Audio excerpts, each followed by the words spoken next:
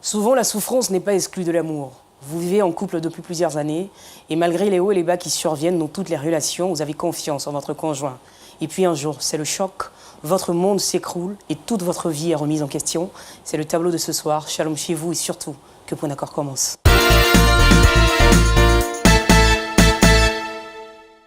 Merci beaucoup. Oui. Bonsoir à tout le monde.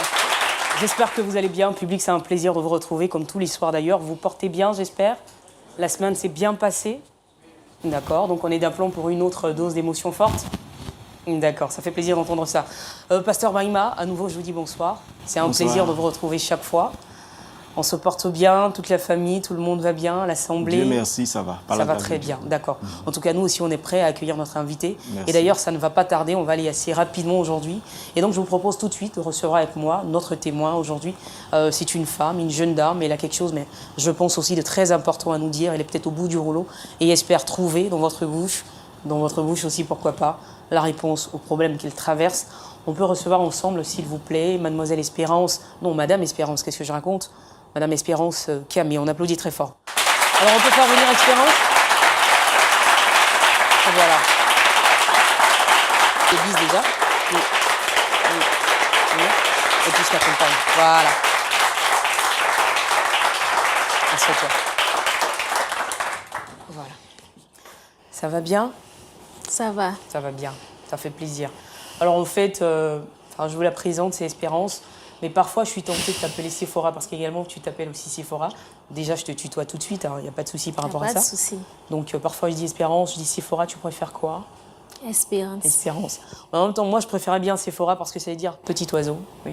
Comme vous l'entendez. Comme je l'entends. On va y aller avec Espérance, hein. On fait ce que vous voulez, d'accord? D'accord. Alors, Espérance, j'ai essayé de te présenter assez rapidement. Tu as 31 ans, tu es mariée. Et aujourd'hui, je pense que tu traverses en fait une situation qui te fait venir nous voir. Tu as envie de partager avec tout le monde ici. Et nous aussi, on est impatients de savoir effectivement ce qui s'est passé ou ce qui se passe en ce moment dans ta vie, quelle est cette grosse difficulté que tu traverses au point, justement, d'être avec nous ce soir. Alors, je peux rester près de toi, hein. Je te lâcherai pas, je suis là.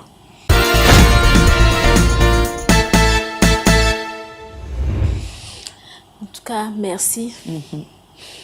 Faut dire que je traverse une situation très, très difficile. Un problème qui me tracasse. Et je suis là pour trouver une solution. Dans ce problème-là. Vraiment, faut dire que c'est honteux. Mais il fallait que j'en parle. Voilà pourquoi je suis sur votre plateau ce soir. Alors, ce qui est bien curieux, on a toujours eu des invités, mais jamais, je sens que vous portez des lunettes, il y a une raison à cela.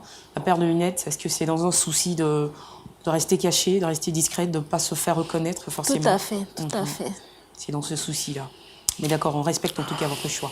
Alors, vous êtes mariée, je l'ai dit. Dans quelles circonstances est-ce que vous rencontrez votre époux? Il faut dire que mon époux, je l'ai rencontré à l'université. D'accord. On était dans la même faculté. C'est un jeune homme, je dirais, très, très calme. Il était tout le temps dans son coin. Et c'est à la fin de la 3e année d'études que j'ai commencé à m'intéresser à ce jeune homme-là. À ce jeune homme, d'accord. Mais en même temps, le premier pas a été fait par qui dans cette relation?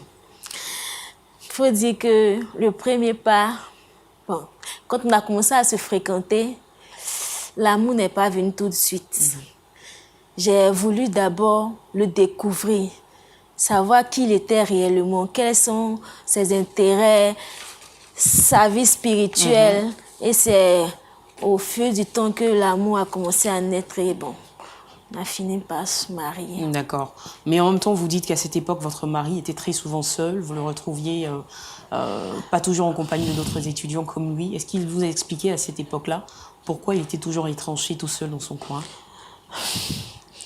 Bon, à cette époque, quand je lui demandais pourquoi il aimait être seul, il donnait comme argument qu'il fallait être seul qu'être mal accompagné. Donc, il était quelqu'un de vraiment à part. Il était tout le temps à l'écart. Il était différent des autres étudiants de notre faculté. Et je crois que c'est ce qui m'a peut-être attirée vers lui. Un peu ça.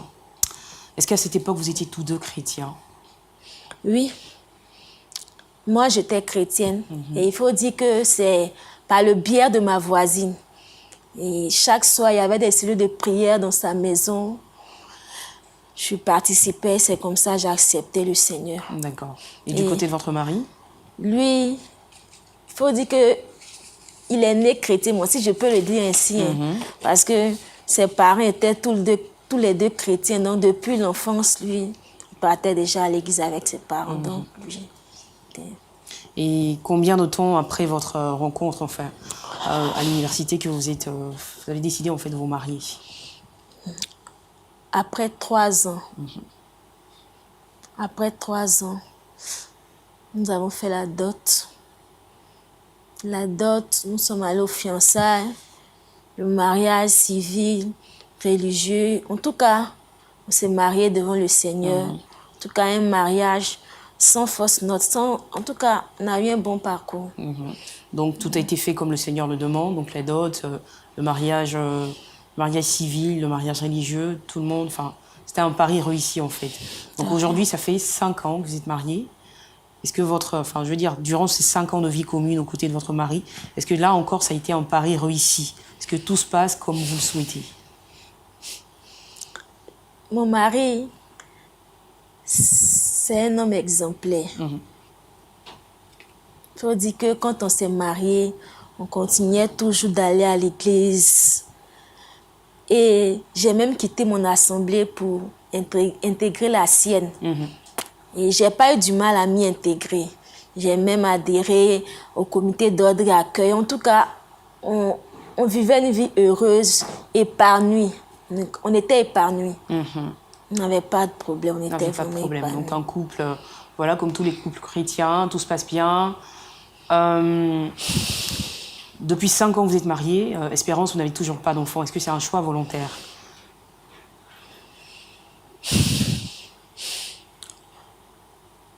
En partie, oui. Pourquoi vous dites en partie? Parce que mon époux, il ne voulait pas d'enfant. Ce qui n'était pas votre cas. Non. Il disait, on était trop jeunes et pour avoir un enfant, il fallait se caser, il fallait avoir tout un confort, plein de choses. Alors que moi, j'avais envie d'avoir un enfant.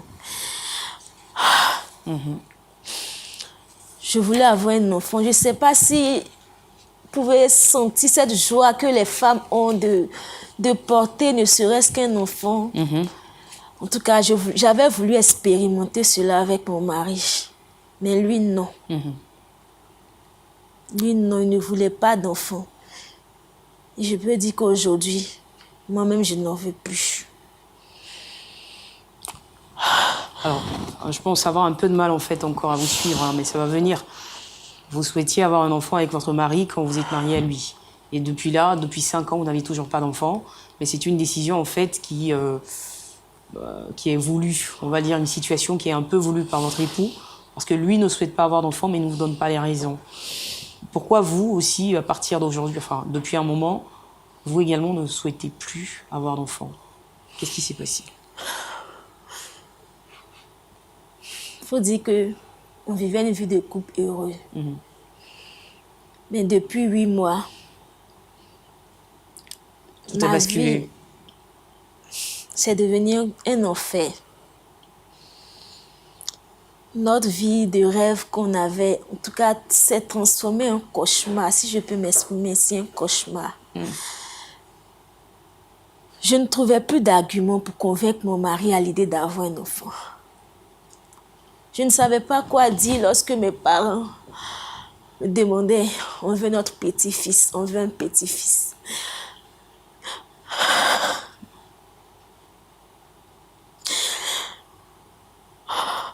Ses parents également, on veut notre petit enfant, on veut notre petit enfant.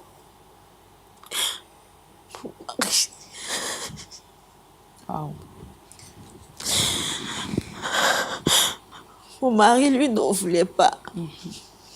Donc, c'est-à-dire, pour vous, aujourd'hui, c'est très difficile de faire face, en fait, à la belle famille et à votre famille également. Ne trouvez plus les mots en fait pour justifier pourquoi jusque-là vous n'avez toujours pas d'enfant avec votre mari. Alors, calmez-vous, reprenez vos esprits et puis on va y aller tout doucement. Alors, faut dire que un matin, je boudais mon mari, je le boudais parce que j'en avais marre. Chaque fois les mêmes choses, les mêmes choses. Vraiment, ce jour-là, je peux dire que cela a été notre première dispute. Bon, si je peux le dire ainsi, en tout cas. L'une des plus grosses disputes en fait dans votre vie de couple depuis que vous étiez mariés. Voilà, l'une des plus grosses disputes. Vraiment, chacun est parti de son côté avec la colère. On n'a pas en tout cas trouvé un point d'accord. On n'a pas trouvé un point d'accord. Chacun est parti de son côté, vraiment. C'était un coup dur, mais... Et c'était toujours, enfin je veux dire, c'était toujours pour la même raison en fait. Pour la même raison. Vous vouliez un enfant, votre mari n'en voulait pas. Alors au départ, quand il vous a fait savoir qu'il ne souhaitait pas avoir d'enfant, est-ce qu'il vous a donné des arguments valables, des raisons en fait qui expliqueraient ce choix, cette décision? Aucune. Sauf qu'il fallait être préparé pour avoir un enfant, c'est tout. Et donc vous pensez qu'aujourd'hui, vous êtes, je veux dire, vous avez une vie qui vous permet en fait d'accueillir un enfant dans votre vie. Vous avez Madame, écoutez, nous sommes chrétiens. Et la Bible dit, l'enfant est un don de Dieu. Et je crois que lorsque Dieu vous donne un enfant, il n'y a vraiment rien de tel que d'avoir un enfant, de porter un enfant dans son sein. Je peux dire, c'est le plus beau cadeau que la vie peut nous offrir. Donc, pour dire, il faut être prêt. On ne peut jamais être prêt, suffisamment prêt pour avoir un enfant. D'accord. Alors, on va revenir donc à cette fameuse dispute avec votre mari. Donc, vous vous disputez et chacun part de son côté. Donc, c'est-à-dire, quand vous dites chacun part de son côté, c'est quoi? C'est une séparation ou c'est juste que chacun se rend dans son lieu de travail pour se retrouver à la maison le soir? Tout à fait. D'accord. Tout à fait. Et le soir, quand on est rentré ce jour-là, mon mari a refusé de manger. Il a refusé de manger. Mais vous aviez tenté la réconciliation pour essayer de vous excuser en fait pour la dispute du matin? Il faut dire que moi aussi j'étais vraiment fâchée contre mon mari parce que je n'arrivais pas à comprendre pourquoi depuis tout ce temps il refusait carrément l'idée d'avoir un enfant. Je n'arrivais pas à comprendre. Je ne sais pas, mais je n'arrivais pas du tout à comprendre son attitude. Donc ce jour-là, il faut dire que chacun était de son côté. Donc comme je le disais, il a refusé de manger. D'accord. Il est allé se laver. Et donc ça, il y a 8 mois en arrière, en fait. Hein. Oui. D'accord. Oui. Et ce jour-là, il a demandé à me parler dans la chambre. Alors, avant de savoir donc ce que votre mari vous a dit ce soir-là, il y a aussi une raison pour laquelle vous êtes venu. Hein. Vous avez déjà pris une décision. Quelle est cette décision que vous avez prise avant d'arriver ici, sur ce plateau? Je sais que cette décision va paraître un peu dure pour certaines femmes, pour certaines personnes. Mais moi, je veux divorcer d'avec mon mari. Vous voulez divorcer?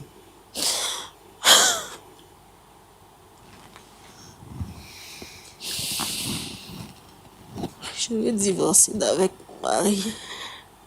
Parce que vous pensez qu'aujourd'hui, vous êtes à un point de non-retour, et donc le divorce est la seule solution qui s'offre à vous. D'accord. Pourrait-on savoir maintenant la raison pour laquelle, en fait, vous souhaitez divorcer? Revenons-en à cette soirée. Votre mari qui refuse de dîner, qui souhaite vous parler dans la chambre, et qu'est-ce qu'il vous dit? Je vous assure que c'est avec un effroi, que celui que j'ai épousé, mon mari,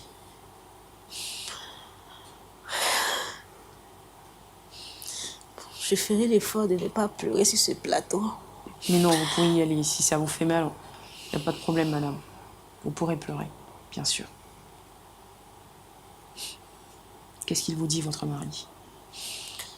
Mon mari m'annonce qu'il a une attirance pour les hommes.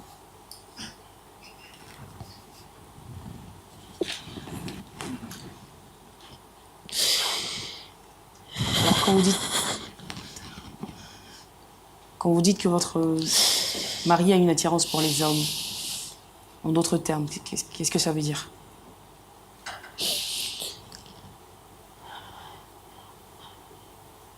Mon mari est homosexuel.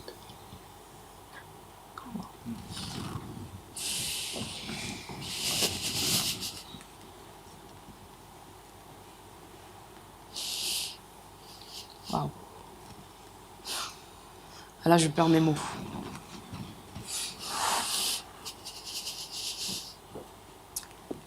Alors, Espérance, ah là là là. Je veux dire, votre mari et vous êtes chrétiens. Vous êtes mariés depuis 5 ans. Voilà. Vous n'avez jamais soupçonné, enfin je veux dire, il n'y a jamais rien eu dans son attitude qui vous a laissé peut-être penser qu'il serait... À quel moment en fait son orientation sexuelle a changé justement?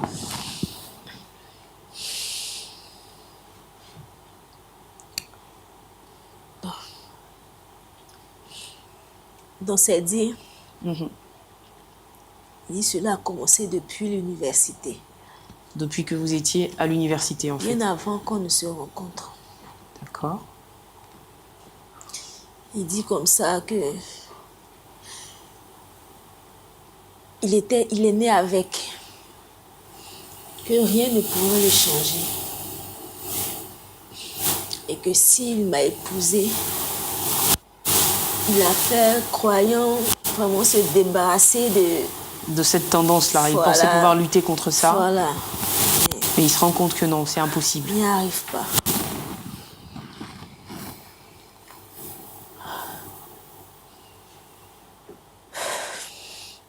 Wow. Alors je veux dire, depuis qu'il vous donne l'information et que vous vivez avec lui depuis maintenant 8 mois, quelle est la nouvelle atmosphère de la maison enfin? Madame, ce qui est curieux même, c'est que maintenant, il me dit qu'il m'informe juste, hein. C'est juste pour m'informer. Parce qu'il a voulu cacher cela, mais il croit qu'il fallait que il me dise ce qu'il en est réellement. Donc, c'était juste pour m'informer. Sinon, ce n'est pas dans le souci de s'en débarrasser, non. C'est juste pour m'informer. Et maintenant que je suis informée, mon mari il est libre, je peux dire, il est libre. Il cause au téléphone avec... Il est beaucoup plus détendu. Il est plus détendu qu'auparavant. Mon mari sort. Pratiquement tous les soirs, il y a des heures tardives. Il ne me rend même plus de compte. Il ne me rend plus de compte. C'est vraiment... Ce que je vis là, c'est... Je ne sais pas, c'est invivable. Bon, je ne sais pas si je peux... C'est invivable. C'est vraiment un cauchemar que je vis.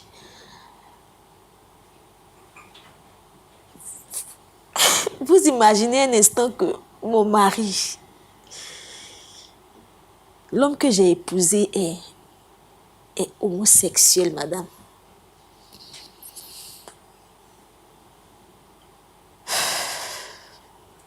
Et là, je vois que vous en tremblez. Alors, est-ce que...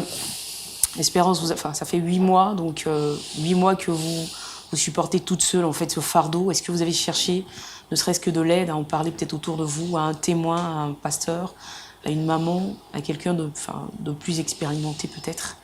Est-ce que vous avez cherché du secours ailleurs? Non. Non. Quand j'ai été informée de ce qu'il vivait, je n'ai voulu en parler à personne de peur de l'exposer. Il faut dire que c'est tellement lourd, ça m'étouffe. Je n'arrive plus, je n'arrive plus. Alors, ce que je veux savoir aujourd'hui, est-ce que vous, enfin, je veux dire, est-ce que vous partagez toujours la même chambre? Enfin, peut-être que je suis un peu dure dans mes questions, mais est-ce que vous partagez toujours, en fait, la même chambre avec votre mari? Est-ce que vous en avez encore la force? Ou bien, finalement, aujourd'hui, vous faites chambre à part? Est-ce que vous Vous vivez juste comme des colocataires ou... C'est le mot. Nous vivons maintenant comme des colocataires parce que j'arrive plus à regarder mon mari en face. Je ne sais pas si c'est un homme ou si c'est une femme que j'ai épousée. Je ne sais pas. Je sais pas comment regarder mon mari. Je sais plus. Je sais plus. Je sais plus. Je sais plus. Je sais plus comment regarder mon mari. Je sais plus. Et donc aujourd'hui, pour vous, vous pensez que le divorce, en fait, c'est la seule solution? Vous pensez que c'est la seule solution et que même s'il avait l'intention peut-être de changer un jour, vous ne souhaitez plus être à ses côtés? Non. Sincèrement, s'il m'avait trompé peut-être avec une femme, j'aurais accepté. Mais de là à être un homosexuel, je me sens déshonorée. Je me sens déshonorée. Je me sens très, très, très déshonorée, attristée, blessée dans mon fond propre. Je me sens blessée. Alors je me demande bien, ce jour où il vous donnait la nouvelle, comment... votre nuit a dû être complètement bouleversée, ce soir-là. J'ai pas fermé l'œil de toute la nuit ce jour-là. J'ai pas fermé l'œil. Parce que je n'ai jamais imaginé. Je sais pas à quel moment... Je n'ai jamais soupçonné quoi que ce soit. Et alors, ses responsabilités à l'église, parce que vous avez dit qu'il était aussi dans le bureau de la jeunesse. Hein. Qu'en est-il de ses tâches à l'église?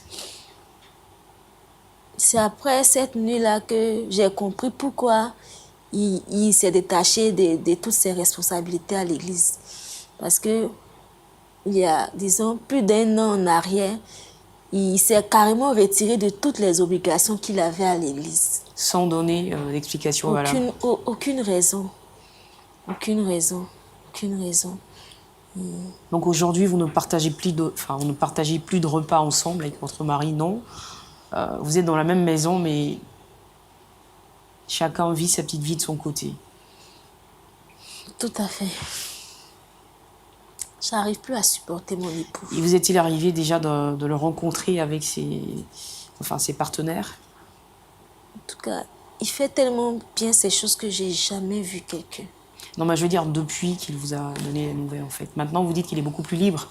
Donc, au téléphone, vous avez déjà surpris des conversations aussi? Si. Vous les entendez? Je l'entends causer, mais...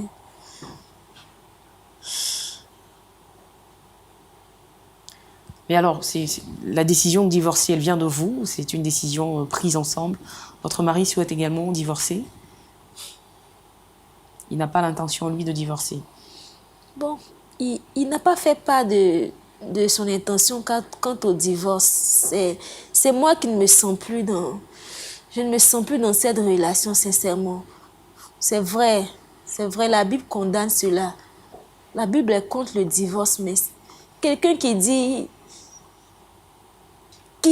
que c'est sa vie, qu'il est né avec, je ne sais pas, pour quelqu'un comme... Je ne sais pas quelle est donc ma place à ses côtés, je ne sais pas. Je ne me sens plus. Wow. Je ne me sens plus, sincèrement. Aujourd'hui, il faut dire que c'est avec beaucoup de courage que j'arrive à parler de cela librement. Sinon, ça a été un coup très, très, très, très, très difficile pour moi. Un coup dur. Un coup très dur, très dur, très dur. Un coup dur. Wow. En tout cas, Espérance, beaucoup de courage.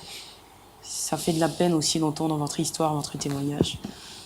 Et je sais que vous avez besoin de soutien.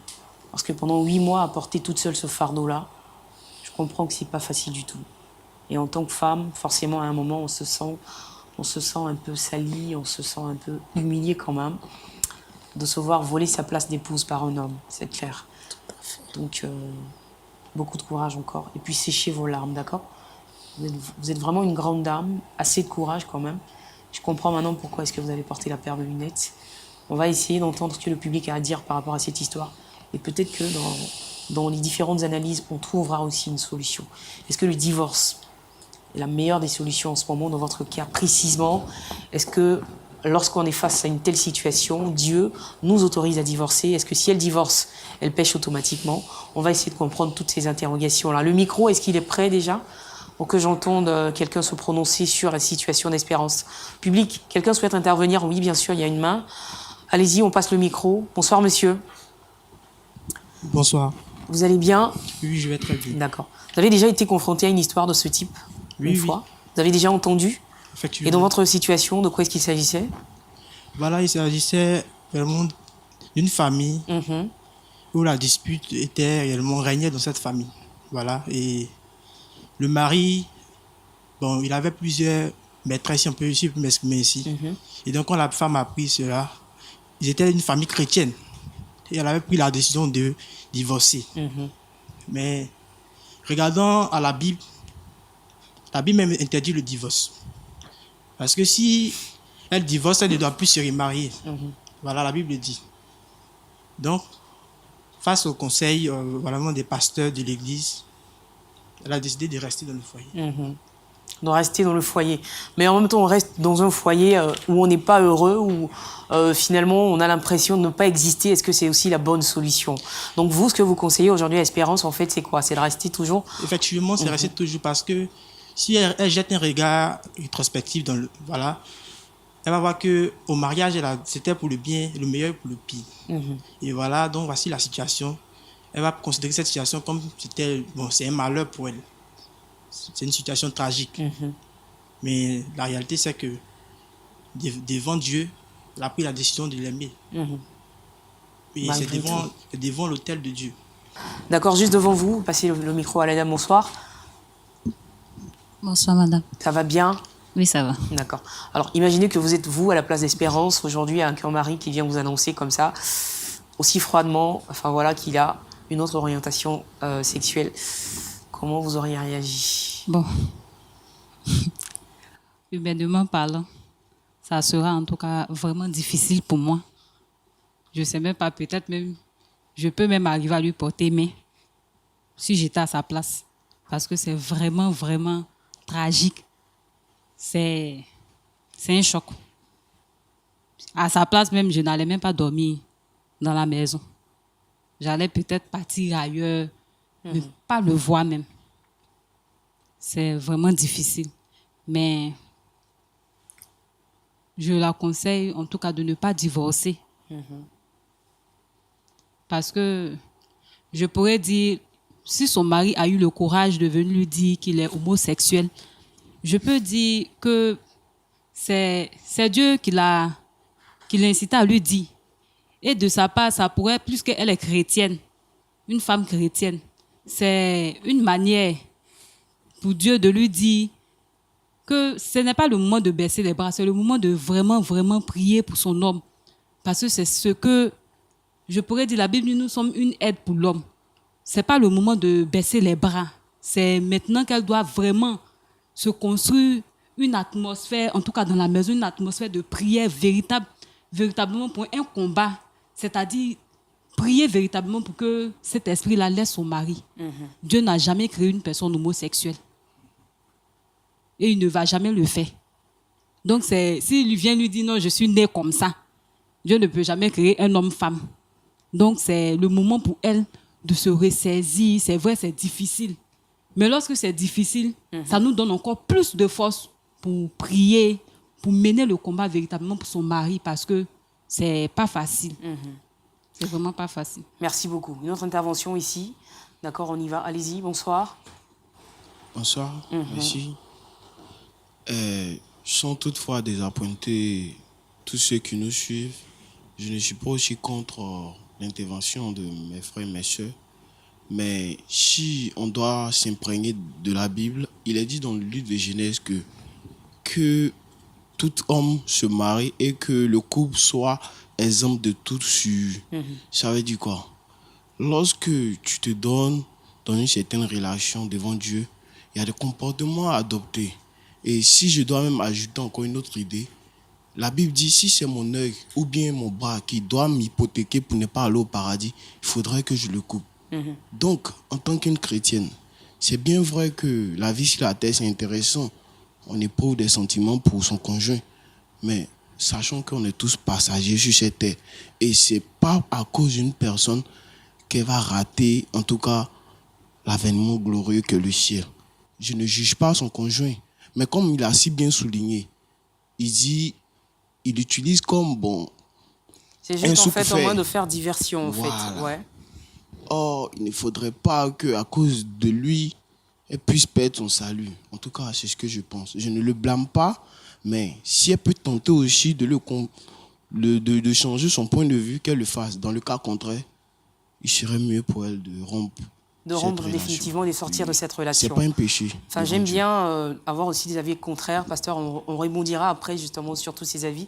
Le dernier intervenant de ce côté-là, et puis on va passer à l'autre bloc. Bonsoir, monsieur. Bonsoir. Alors vous, pour ou contre le divorce, qu'est-ce que vous conseillez ici à Espérance en fait? Ok. Concernant mon intervention, je suis contre le divorce dans ce cas. Voilà. Et je voulais un peu revenir sur un certain nombre de choses qu'elle a dites. Elle a dit que le monsieur refusait chaque fois qu'elle voulait avoir un enfant. Voilà, avoir un enfant. Et je me dis, c'est Dieu qui a permis cela, que l'enfant ne vienne pas dans ces circonstances-là. Voilà, parce que si l'enfant venait avec toutes les implications spirituelles par rapport à la vie de son mari, l'enfant même vient déjà avec assez de fardeau. Il est un peu fragilisé, voilà, en fait. assez fragilisé. Maintenant, la deuxième chose sur laquelle je vais intervenir, c'est est-ce qu'elle continue encore d'aimer son mari? Parce que si elle ne l'aime plus, le divorce peut être une solution pour elle. Mais je pense que si elle aime son mari malgré tout, Dieu est tout puissant pour pouvoir changer les choses. Voilà, parce que il n'y a rien qui soit impossible. Hein. Nous sommes chrétiens et nous savons que Dieu est capable de pouvoir changer toutes les situations. Et même cette situation-là, Dieu est capable de la régler. Et puis après, les enfants viendront. Voilà, c'est ce que je voulais dire. Merci beaucoup. Donc de ce côté-ci, rapidement, je vais des interventions. Voilà, on passe le micro. Donc on a eu un avis assez radical quand même. Donc si ton œil est pour toi une occasion de chute, il faut peut-être t'en séparer. Si c'est ton bras, il faut également t'en séparer. Bonsoir, monsieur. Oui, bonsoir Claudia. Uh-huh. Face à cette situation, vraiment, ce n'est pas une situation facile à dire. Ouais. Et étant enfant de Dieu, il faut tourner le regard vers Jésus. Je veux citer cette histoire, cet exemple de Moïse dans la Bible, où Moïse a dit à Dieu, les enfants de Dieu ne me croiront pas quand je vais dire que je viens de ta part. Alors Dieu va lui dire, jette la verge que tu as en main. Il va jeter cette verge-là et il va avoir un serpent. Il avait voulu fuir, mais le Seigneur va lui dire de saisir le serpent par la queue. Et cette verge, ce serpent est devenu une verge. Elle a dit dans son intervention que depuis, il prie pour avoir des enfants. Je pense que le Seigneur permet cela pour qu'elle sache, c'est déjà une réponse de la part du Seigneur. Pour qu'elle sache ce qui se passe. Pourquoi elle n'a pas d'enfant? Pourquoi ils n'ont pas d'enfant? Voilà le problème qui est là. Il est sorti. Le Seigneur la situation aurait pu être autre. Que le monsieur se lève et quitte le foyer un matin et puis ne revienne plus. Mais Dieu a permis qu'étant là, le problème soit dévoilé. Et je pense qu'elle continue dans la prière. Et qu'elle se tourne vers les hommes de Dieu. Je pense que tout à l'heure, le pasteur là, il donnera plus d'enseignements. Mais qu'elle se tourne vers Dieu, qu'elle se tourne vers les hommes de Dieu. Et c'est un combat. Il ne faut pas qu'elle fuit. Si elle fuit le combat, le divorce est à proscrit. C'est son combat. Dans le foyer, ce n'est pas toujours facile. Voilà, aucun couple ne vous dira que c'est bon. Et les épreuves sont à des niveaux vraiment variés. Et à son niveau, c'est le combat qu'il faut mener. Elle sait maintenant à qui elle a affaire et sa lutte. C'est dans la prière, c'est en fléchissant genoux. Et je pense que, comme elle est chrétienne, comme elle s'est mariée à l'église, c'est qu'elle croit au Seigneur et que son nom Espérance se reflète encore. Quel espoir au Seigneur, et le Seigneur décantera la situation. Il décantera la situation. Quelqu'un d'autre, voilà. Allez-y, on passe le micro tout juste devant vous. Il y a une intervention. Et puis, vous bouclerez, en fait. Et puis, on passera la parole au pasteur. Oui, Ok, frère. D'accord, moi je veux revenir. Quand ils étaient étudiants à l'université, bien avant leur fiançage, lorsqu'ils se sont fiancés, est-ce qu'ils ont pris la peine de pouvoir bien prier? Parce que le Seigneur ne peut pas permettre que, par exemple, moi, je puisse marier une femme peut-être homosexuelle ou bien lesbienne, c'est pas possible. Est-ce qu'ils ont eu le temps de pouvoir bien prier et de pouvoir aussi consulter leur pasteur? Parce que c'est très important. Peut-être s'ils avaient eu le temps de bien se connaître et puis de bien s'approcher de leur pasteur, l'homme aurait pu se confier au pasteur, peut-être lui dire sa situation et puis peut-être il n'allait pas arriver jusqu'au mariage sans doute. Mais je veux lui dire de combattre. Il ne faudrait pas qu'elle divorce parce que ce n'est pas la solution. D'accord. Voilà, le Seigneur est un Dieu souverain et c'est lui qui soutient, qui apporte de l'aide et qui nous apporte la joie.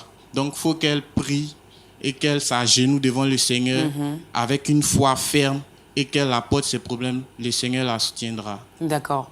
Donc sinon, pour vous, si elle décide en fait de divorcer, ce serait comme en fait une fuite en avant. D'accord. Vous êtes le dernier intervenant et puis je passerai la parole au pasteur tout à l'heure. Bonsoir frère. Bonsoir madame. Alors moi j'aimerais lui dire encore Yako, c'est pas facile, c'est un choc pour elle.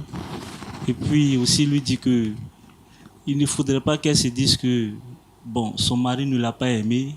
Voilà. Il ne faudrait pas qu'elle se dise cela. Puisque s'il a décidé de faire la dot, d'aller jusqu'au mariage avec elle, c'est que quelque part, il ressent beaucoup de choses pour elle. Voilà. C'est déjà un grand pas qu'il a fait avec elle à ce niveau-là. Et Dieu merci, ils sont en couple et c'est maintenant qu'elle découvre peut-être ses défauts. Voilà. C'est son poids, comme l'a dit le frère, c'est son poids, c'est son fardeau. La vie de couple n'est pas toujours facile. Il y a certaines choses qui arrivent comme ça. Et il faut essayer, en tout cas, de le résoudre. Et non pas, comme l'a dit le frère, de fuir. Il ne faudrait pas fuir, c'est son combat. Alors qu'elle fléchisse genoux et puis qu'elle prie sincèrement, elle verra que Dieu va décanter la situation. Voilà. Merci beaucoup. On vous applaudir tous pour vos interventions.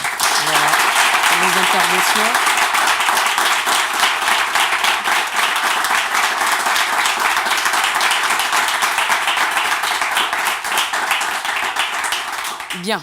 Alors, pasteur Brahima, voilà, donc, une autre histoire encore qui donne un peu, quand même, un tout petit peu froid dans le dos. Beaucoup d'avis ont été donnés de la part des bien-aimés, donc je pense que vous avez aussi pas mal de choses déjà à dire en ce qui concerne justement la triste situation de notre sœur Espérance ce soir. Un mari homosexuel, alors qu'on est tous deux chrétiens, franchement, c'est un scénario impensable en fait, quoi. On s'attend à tout sauf à ça, ça c'est sûr.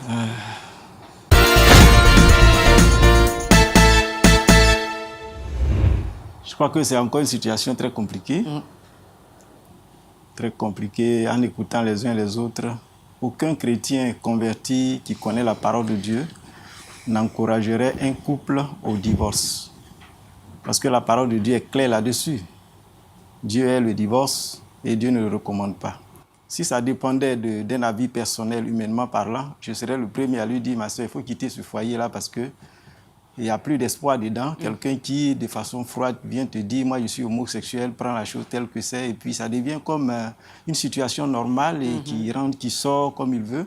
C'est que les carottes sont déjà cuites. Hein. Mais nous sommes dans un cadre chrétien. Et à Dieu, rien n'est impossible. Rien n'est impossible. Mais avant d'aller à quelques conseils, je me pose certaines questions. Comme l'un des frères l'a dit tout à l'heure. Les fiançailles, comment les fiançailles se sont passées? Parce que nous sommes ici devant une situation de mariage. Aujourd'hui, c'est un sujet qui n'est pas vraiment pris au sérieux, hein, comme il se doit. On se marie parce que bon, l'autre là, son sourire me plaît. On se marie parce que l'autre là, bon, j'ai un peu de compassion pour lui. Je sens qu'il est un peu seul. Je vais apporter un peu de chaleur à celui-là. On l'approche et puis il y a les sentiments qui naissent par les frottements. Et puis on pense que c'est la volonté de Dieu, on s'engage. Est-ce que les fondements de votre mariage ont été vraiment selon Dieu? Est-ce qu'on a suffisamment prié? Est-ce qu'on a suffisamment réfléchi avant de s'engager? Parce que c'est une relation dans laquelle, quand on rentre, on ne revient plus derrière, selon la parole de Dieu. Donc avant d'entrer dans une telle relation, il faut la mûrir, il faut il faut prendre toutes les dispositions dans la prière, interroger le Seigneur. Et je crois que si Dieu est avec vous, je ne dis pas qu'il n'y aura pas de difficultés, mais quand on entre que c'est la volonté de Dieu, le Seigneur nous accompagne, car les épreuves, Dieu nous aide à surmonter, parce qu'il est le Dieu de l'impossible. Alors, je pose toutes ces questions et l'autre question qui me vient à l'esprit, c'est comment est-ce qu'ils ont géré l'après-mariage? Est-ce que quand ils se sont mariés, la parole de Dieu, quelle était sa place au milieu du foyer? Est-ce qu'il y avait un culte familial? Est-ce qu'autour de la parole de Dieu, on discutait? Est-ce qu'on priait ensemble? Parce que tout ça là aussi, c'est important. Quand on prie ensemble, qu'on discute ensemble, il y a certains sujets, n'est-ce pas, qu'on peut découvrir dans la prière. Il y a certaines choses qu'on peut dévancer. Voilà, c'est le mot que je cherchais. Qu'on peut dévancer, certaines situations qu'on peut dévancer dans la prière. Mais est-ce que tout cela, est-ce qu'il y avait ce cadre-là où on met Dieu au centre de notre foyer, où on donne la priorité au Seigneur dans notre foyer et on permet au Saint-Esprit, on permet à la puissance de Dieu de dévancer les situations pour nous? Est-ce que ça a été le cas? Parce que là, elle est venue nous dire que son mari lui dit qu'elle a été surprise. Je crois qu'il devait avoir quand même des signes. Il devait avoir quand même des signes. Oui, même par rapport à leur intimité. En fait, pendant 5 ans de... Voilà, par rapport à leur intimité en tant qu'homme et femme, elle devait sentir quelque chose, je pense. En regardant tout ça, la gestion de tout ça, elle devait quand même voir, sentir qu'il y a quelque chose qui ne va pas. Voilà. Mais bon, dire qu'elle a été surprise, bon, peut-être qu'elle n'a pas dit tous les détails, hein, mais c'est des questions que je me pose. Voilà. Dans un couple chrétien, la parole de Dieu doit être au centre, la prière doit être au centre. Après le mariage, on ne tombe pas dans l'euphorie de la joie et puis on laisse les choses aller comme ça. Parce que nous sommes sur un terrain spirituel. Il ne faut pas laisser l'adversaire pénétrer et nous surprendre dans les choses. Donc je pense que peut-être qu'il y a eu une certaine négligence à ce niveau-là, il y a eu un laisser-aller. Et puis, ce monsieur qui servait le Seigneur, qu'elle a trouvé à l'église, on ne sait pas d'où la situation est venue, tout d'un coup se retrouve dans cette situation. Alors, est-ce qu'il y a finalement, elle porte bien le nom d'Espérance. C'est ça. Ce que je veux dire, est-ce qu'il y a moyen aujourd'hui d'avoir encore de l'espoir, de pouvoir recoller les morceaux? Oui, c'est là que je vais venir maintenant donner des conseils. Je crois qu'ils font partie d'une église, même s'il a abandonné toutes ses responsabilités, mais s'il n'a pas encore abandonné l'église, et même s'il a abandonné, il y a un serviteur de Dieu qui est là, qui le connaît bien. Il y a eu des témoins du mariage. Il y a eu des parents qui sont intervenus. Il ne faut pas qu'elle ait honte d'aller vers ces gens-là pour dire « bon, mon affaire va sortir ». C'est déjà sorti de toutes les façons. Donc, on ne doit plus se voiler la face. Il faut aller droit au but. Essayer de prendre le problème à bras le corps et le régler. Mais je veux dire, aujourd'hui, on se retrouve dans une situation où il est carrément impossible en fait, de raisonner son mari. C'est-à-dire que lui... c'est un combat qui se fera sans lui, parce que lui, rien n'est impossible à Dieu. Il peut même quitter le foyer, partir, et puis par la prière, il peut revenir se repentir, demander pardon. Rien n'est impossible à notre Dieu. Il faut qu'elle-même se rende compte qu'elle se ressaisisse, qu'elle arrête d'abord de faire du divorce la voie de solution. Dans un premier temps, qu'elle regarde ce monsieur-là comme quelqu'un qui a besoin d'être délivré, qui a besoin de prière, qui a besoin d'être aidé. Parce qu'elle a aimé. Donc, il faut qu'elle pense déjà à son salut. Il est perdu, là. Il a quitté la voie du salut. Et il s'est adonné à une abomination, puisque dans Lévitique 18, verset 22, il est dit qu'un homme qui couche avec un homme comme on couche avec une femme, c'est une abomination. Et la conséquence, c'est la mort. C'est ce que la parole de Dieu nous dit. Et Dieu condamne une telle pratique. Ça veut dire que lui, là, il est sur un chemin de mort. Donc, à partir de ce moment, si elle l'aime encore comme certains l'ont demandé, je pense qu'elle ne doit pas d'abord penser au divorce. Elle doit mettre un peu d'eau dans son vin, s'arrêter un instant pour dire que ce monsieur a besoin de délivrance et faire de la voie de la prière la priorité aujourd'hui. Prier parce que Dieu est capable de changer toute situation. Et je pense qu'en approchant le pasteur, l'homme de Dieu qui est là, pour lui faire part de la situation qu'elle vit, associant certainement les gens de l'église qui vont essayer de rencontrer le monsieur, et avec la prière, Dieu peut faire quelque chose parce que rien n'est impossible à Dieu. Exactement. Il a besoin de délivrance, il a besoin que Dieu intervienne dans sa vie parce que là, il est complètement perdu. Alors, Espérance, tu viens, tu te rapproches un peu de moi, viens, tu rapproches un peu de mon siège. Voilà, viens avec ton siège. Voilà. Là, tu vas rester à côté de moi. Et puis, je vais te prendre la main. D'accord. Alors, tu as entendu tout ce qui a été donné comme conseil, hein. Je sais bien que c'est pas facile pour toi. Mais notre Dieu, c'est celui qu'on appelle le Dieu de l'impossible. D'accord. Et donc ça, c'est pas une situation qui est difficile à ses yeux. D'accord. C'est vrai qu'en venant ici, tu avais pris la décision de divorcer, mais tu ne dois pas divorcer. Parce que ton mari a encore besoin de toi, n'est-ce pas? Est-ce que tu penses que tu peux revenir sur ta décision, aller rencontrer ton pasteur, lui en parler, et soutenir ton mari dans la prière parce qu'il a vraiment besoin de toi. Tu es son aide, n'est-ce pas? Est-ce que tu penses que tu peux revenir sur ta décision? Oui. Tu penses que tu peux revenir sur ta décision? Il y a encore un peu d'amour dans ton cœur pour ton homme que tu as épousé devant Dieu, devant les hommes, et pour qui tu as dit que tu étais prête pour le meilleur et le pire. Tu penses que dans ce cœur qui bat, il y a encore un peu de place pour de l'amour? Pour que tu fléchisses les genoux et que tu présentes ta situation convenablement au Seigneur. Tu penses que tu peux le faire? Je pense que je peux le faire. Tu aimes encore ton mari? Je l'aime. Il faut dire que je voulais vous dire merci. Merci parce que il faut dire qu'il y a des personnes sur lesquelles on peut toujours compter quand on est en difficulté. Vraiment, merci à tous ces frères-là qui vraiment ont voulu me soutenir. Sans te connaître forcément. Tout à fait. Et partager avec toi ton fardeau. Merci à l'homme de Dieu aussi pour ses conseils. En tout cas, je crois que toutes ces interventions m'ont fait beaucoup de bien. Vraiment, que Dieu vous bénisse. Amen. Mais vous aussi, vous êtes bénis. Est-ce qu'on peut applaudir très fort?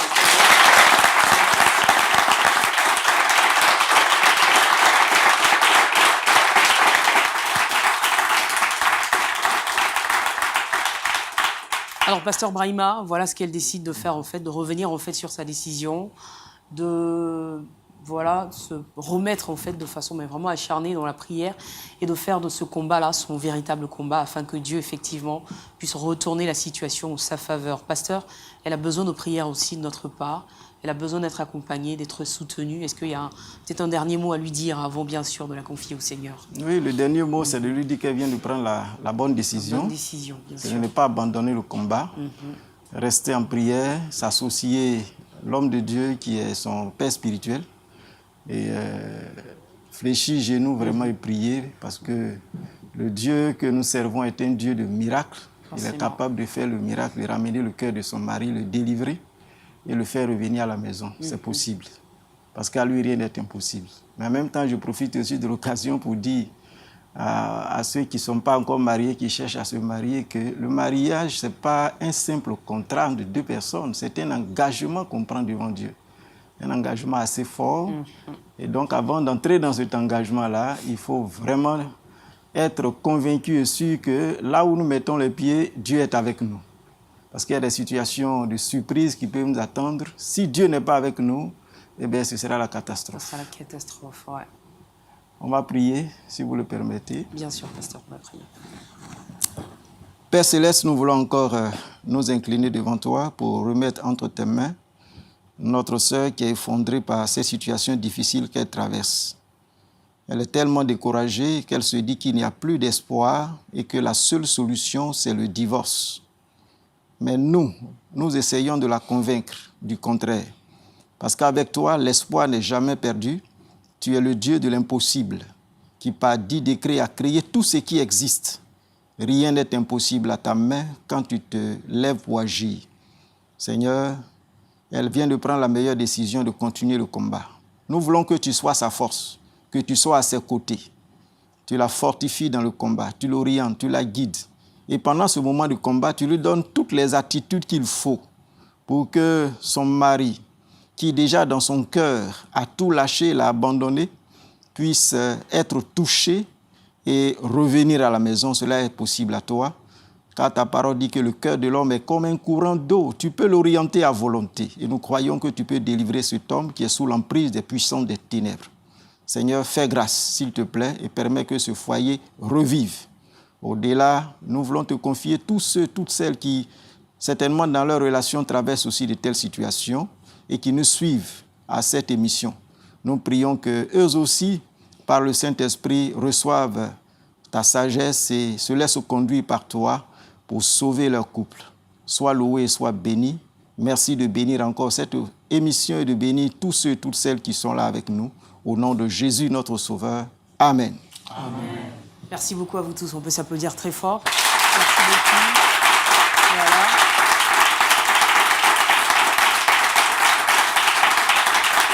Merci, pasteur. Ça a été un plaisir d'être avec vous tout ce temps. Merci justement pour ces différentes analyses. À vous également, je dis merci. Retournez chez vous avec toute la grâce de Dieu. Et puis, Espérance, sache simplement que tu es victorieuse, je le crois. Donc, que tu repartes chez toi avec cette conviction. C'est bon? Donc, tu ne vas plus pleurer. D'accord? Tu ne vas plus pleurer, plus laisser les larmes couler, parce que sinon, tu aurais donné donc satisfaction à l'ennemi. Mais tu auras la victoire dans cette épreuve, et je le crois, au nom de Jésus. Merci donc à vous tous qui nous avez suivis. Ce fut un plaisir.